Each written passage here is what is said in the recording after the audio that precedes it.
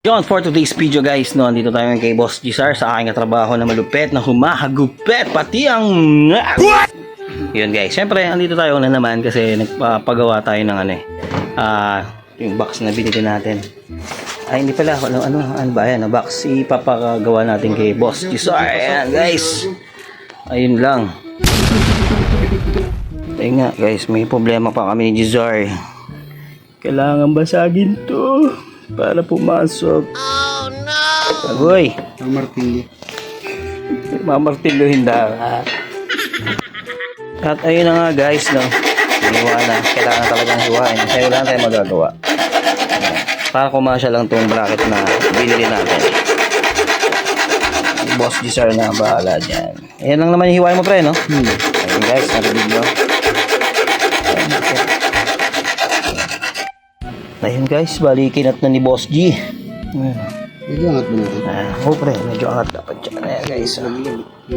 Oo, vlog. Ayan. Hindi para dyan.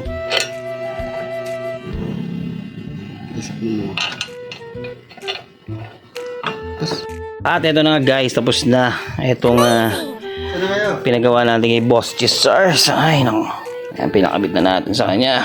O, diba? Medyo lalagyan na lang talaga namin ng spacer. Siyempre, itidikit natin tong Lotus natin. Ay, yes, ano ba? Lotus tuloy. Acting sticker. No? Siyempre, dito sa may bandang gitna para napaka-pogi. Diba guys? Ayan guys, pakita ko nga pala sa inyo yung scope ko. Siyempre, siya din kasi gumawa ng ilaw ko guys. Ayan.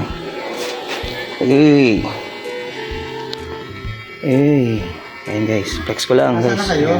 You know. So ayun guys.